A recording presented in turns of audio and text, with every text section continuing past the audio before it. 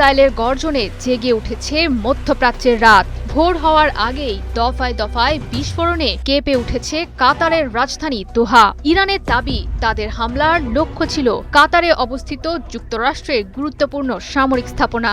অন্যদিকে আল উদেইদ বিমান ঘাঁটির কিছু অংশ ক্ষতিগ্রস্ত হওয়ার দাবি সামনে এনেছে বিভিন্ন আন্তর্জাতিক গণমাধ্যম। বিশ্লেষকরা বলছেন, মধ্যপ্রাচ্যের যেখানেই মার্কিন উপস্থিতি, সেখানেই ছড়িয়ে পড়তে পারে এই সংঘাতের নতুন অধ্যায়। আর তা প্রমাণ করেছে ইরানের এই হামলা।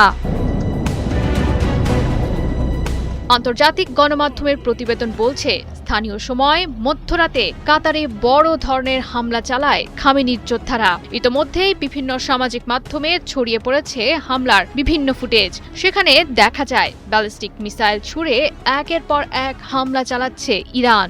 আন্তর্জাতিক গণমাধ্যম আল জাজিরা সহ বিভিন্ন সূত্র বলছে, ইরানের মিসাইলের আঘাতে ব্যাপক ক্ষতির মুখে পড়েছে দেশটিতে থাকা আল উদেইদ বিমান ঘাঁটি, যেটি মূলত পরিচিত মধ্যপ্রাচ্যে আমেরিকার সবচেয়ে বড় সামরিক ঘাঁটি হিসেবে। পাশাপাশি এটিকে বলা হতো কাতারে আমেরিকার সামরিক সদর দপ্তর। বিভিন্ন ধরনের যুদ্ধবিমান, নজরদারি বিমান এবং রিফুয়েলিং ট্যাঙ্কার রাখা হতো এই ঘাঁটিটিতেই। এখান থেকেই মধ্যপ্রাচ্য ও এর আশেপাশের অঞ্চলগুলোতে অভিযান পরিচালনা করত মার্কিন সেন্ট্রাল কমান্ড সেন্টকম। প্রকাশিত স্যাটেলাইট চিত্র এবং বিভিন্ন ছবিতে দেখা যায়, ইরানের ব্যালিস্টিক মিসাইলের হামলায় বিমান ঘাঁটিটির কয়েকটি স্থাপনা ক্ষতিগ্রস্ত হয়েছে, যার মধ্যে আছে কিছু হ্যাঙ্গার, কমিউনিকেশন ইনফ্রাস্ট্রাকচার, একটি রাডার ডোম এবং আগের দফার হামলায় ক্ষতিগ্রস্ত কম্বাইন্ড এয়ার অপারেশন সেন্টারের কিছু অংশ, যা প্রমাণ করে দেয় মার্কিন গর্ব প্যাট্রিয়টও ইরানের মিসাইল প্রতিহত করতে আবারও ব্যর্থ হয়েছে।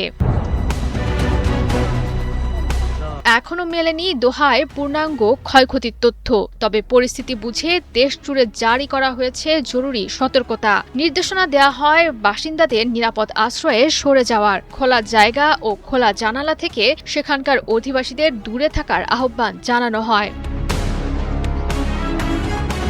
মূলত এতদিন ধরে ইরানের ওপর যেসব আগ্রাসন চালিয়েছে আমেরিকা, তারই এখন পাল্টা জবাব দিচ্ছে মোজতবা খামেনির সেনারা। ধারণা করা হচ্ছে ইরানের হাতে এখনো মজুদ আছে হাজার হাজার ক্ষেপণাস্ত্র। যদিও এতদিন পর্যন্ত মার্কিন ইসরায়েল পন্থীদের ধারণা ছিল ফুরিয়ে এসেছে ইরানের মিসাইলের মজুদ। তবে সাম্প্রতিক অভিযানের মাধ্যমে সব ভুল প্রমাণ করে দিয়েছে ইরান।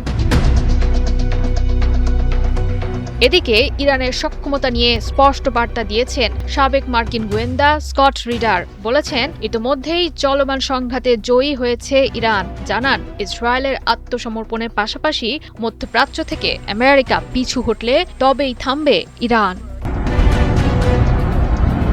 জয়া সরকার, ৭১।